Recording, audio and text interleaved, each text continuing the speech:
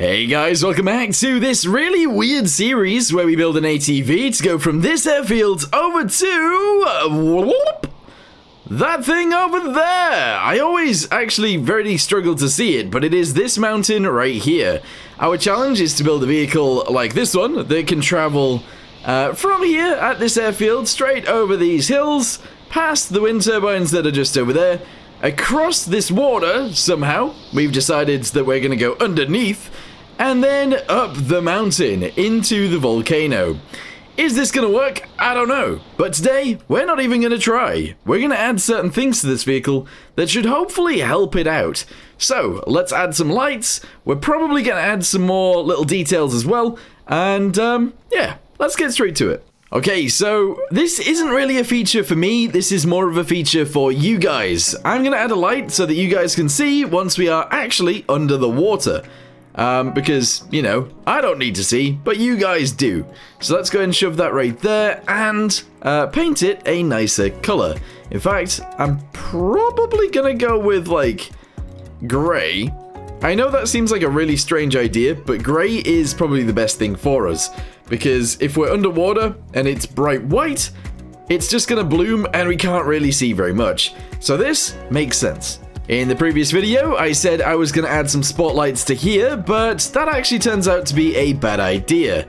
So instead of adding spotlights right there, it actually makes more sense to add a spotlight either down there, or if I do this, we can just attach it to the side right there and have one.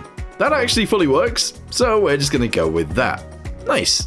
Okay, what else are we actually going to need on our run? Well, some sort of equipment would make sense. First aid kits would actually be very good. So we're going to try and find some space for those. And in fact, let's go into the green. I am going to be shoving these guys on here like this. And trying to find some other locations for it too. I'm going to paint this guy right here as well, just because I've seen it. And yeah, we need some other things on here. Okay, so I'm thinking we need a fire extinguisher. And we also actually need another thing, a welder. That would actually be a very good idea. So if I can delete... Ooh. If I can delete these across, maybe this is where we can actually have them. Oh, wait. Wait. What is this? That's just the fluid tank. So actually that's fine to eat into. So if we add the welding torch right here, there we go. We've now got a welding torch right there, and we've got our fire extinguisher right here. Can we actually get to those? Let's check. Alright, so there they are, I can see them. Fire extinguisher is right there, and welder might be harder to get to, but I think it is, yeah, it's possible. Okay, good. Yeah. Let's go ahead and hook up the lights next to the electricity and to the seat so that we can actually turn them on. Okay, so I've connected them to the seat already. I now need to connect them to the electricity, which we actually have a lot of. We have loads of electricity things right here. I'm going to actually connect these guys all to each other as well. There we go. And finally, we're going to attach this one across there like this. What I'm also going to do is have this be on the same button as that light back there. Just so that when it is dark, we can actually turn the lights on these gauges, and we'll be able to see what they say. Oh, we need another gauge. I'm going to shove it right there. This is getting pretty messy on the front, but what this is going to be for is actually our engine temperature. Might not be able to see it from the seat, but if we jump out of the seat, we will be able to see. So, go with engine temp. Good. I think that might be it. In terms of, like, all the gauges we need, that should be fine. So if I sit here, I can see it. Nice. We can also see battery and fuel. Good. A lot of you guys are going to hate me for this, but what about solar panels? I know. It's not really something that I should be adding, but I'm going to do it anyway. So there's 2 solar panels right there. I'm then going to shove one of these guys back onto here like this, and that's fine. We've got 4 solar panels that are going to probably do nothing for us, but there you go. We've added them. This right here has been bugging me a little bit as well, so I'm going to go to paint. I'm going to grab this color because I'm trying to match this. And I'm going to paint the inside of these wheels just like that. So now instead of them being green, they match the rest of the wheels, which is awesome. The other thing I'm going to do is change what they look like. So we're going to make them smaller. I don't know whether that's a good idea. We'll see. We're going to go with high grip and high grip on this one. There we go. And if we go to this side, we're going to do the same thing. High grip and high grip. Spawn it in. Let's see what they look like.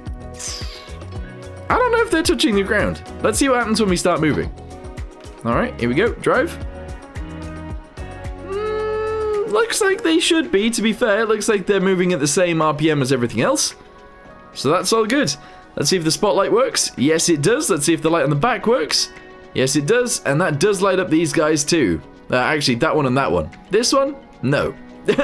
Okay, right. That is all working fine. Is our battery going down now that we've got those on? No. And our fuel is going down extremely slowly. That is nice.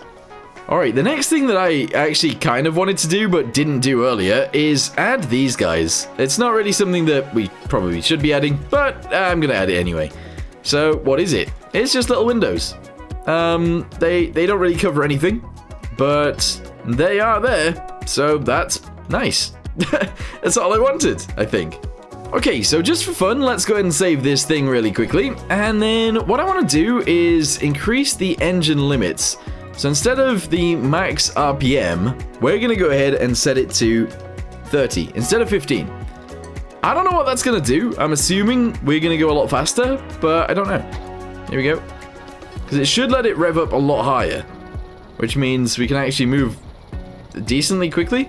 I'm going to have to get rid of these windows because I can't see the dials down there. Also, I don't actually have a speedo anyway, but like, I think we are a lot faster. Let's delete the windows. And I want to see how fast the fuel is going down.